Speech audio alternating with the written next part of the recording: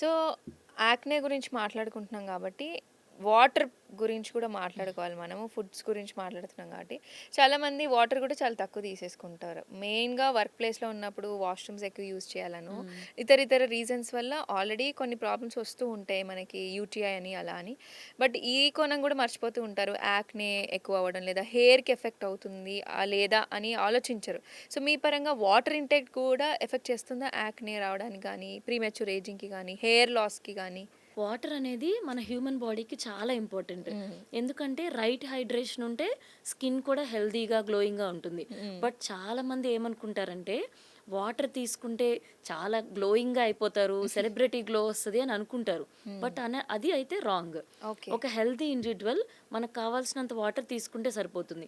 అంతే తప్ప ఆ వాటర్ వల్ల యాక్నీ తగ్గుతుంది, వాటర్ ఎక్కువ తీసుకుంటే హెయిర్ ఫాల్ తగ్గుతుంది అనేది పెద్ద మిత్. ఓకే.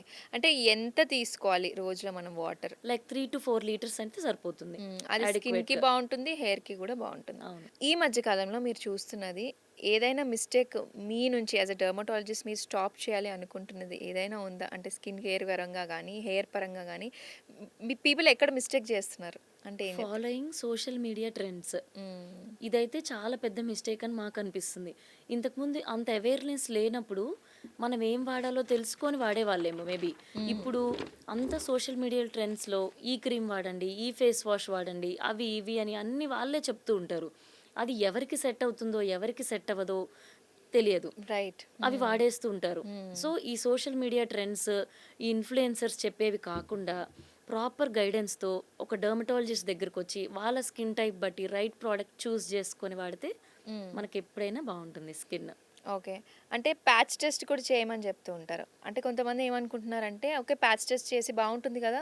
ఇంక నాకు సెట్ అయిపోతుందేమో అనుకుంటున్నారు. దాని గురించి ఏం జెప్తారు మీరు? అది వాళ్ళు డెర్మటాలజిస్ట్ దగ్గరికెళ్ళకుండానే ఓకే. ప్యాచ్ టెస్ట్ బావుంది గదా! నాకు సెట్ అయిపోతుంది అనుకుంటున్నారు. అవును. కానీ లాంగ్ రన్‌లో ప్రాబ్లమ్స్ అనేవి వాళ్ళు ఆలోచించట్లేకపోతున్నారేమో. సో, వాళ్ళకేం జెప్తారు? అవును. ఇప్పుడు ప్యాచ్ టెస్ట్ చూస్తాం మనం. స్కిన్ మీద చూస్తాం, హ్యాండ్ మీద అట్లా. అవును. చూసినప్పుడు మనకి బానే బానే అనిపించొచ్చు. అనిపిస్తుంది. బట్ ఆయిలీ స్కిన్ ఉన్న వాళ్ళకి లైక్ ఇంకా ఆయిల్ ప్రొడ్యూస్ అయ్యేవి తీసుకుంటే, డ్రై హ్మ్. స్కిన్ వాడే వాళ్ళ ప్రొడక్ట్స్ ఆయిలీ స్కిన్ వాళ్ళు వాడితే, దానివల్ల ఓవర్‌గా ఆయిల్ ప్రొడ్యూస్ అవ్వచ్చు. దానివల్ల ఇంకా ఎక్కువ ఓకే. యాక్ని రావచ్చు. హ్మ్. అలా కాకుండా డ్రై స్కిన్ ఉండేవాళ్ళు స్కిన్ ఉండే వాళ్ళ ప్రొడక్ట్స్ వాడితే, వాళ్ళ స్కిన్ ఇంకా డ్రై అయిపోవచ్చు. హ్మ్. దానివల్ల ఇంకా స్కిన్ బ్యారియర్ డ్యామేజ్ అవ్వచ్చు.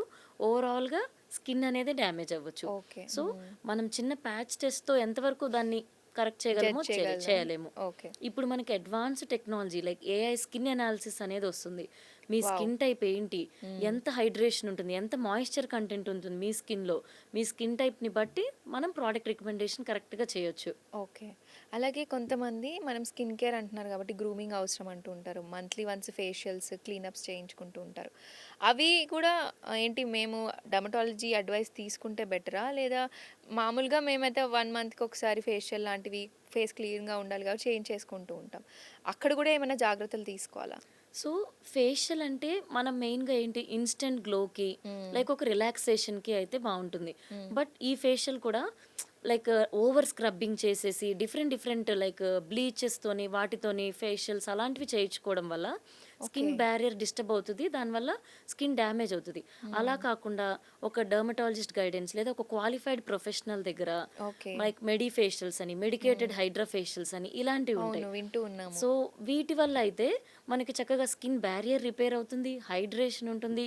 అండ్ ఇన్‌స్టంట్ గ్లో కూడా చూడొచ్చు. Okay. Monthly once or monthly twice ఇవి మనం ప్లాన్ జేసుకోవచ్చు. అంటే ప్రాపర్‌గా మనం డెర్మటాలజిస్ట్ దగ్గరికెళ్తే ఏది మనకి సూట్ అవుతుంది. రకరకాల ఫేషియల్స్ ఉంటాయి. ఏది సూట్ అవుతుందో ప్రాపర్‌గా తెలుసుకొని చేయడం వల్ల కూడా బెటర్ రిజల్ట్స్ ఉంటాయి. యాహ్! యాహ్! యాహ్!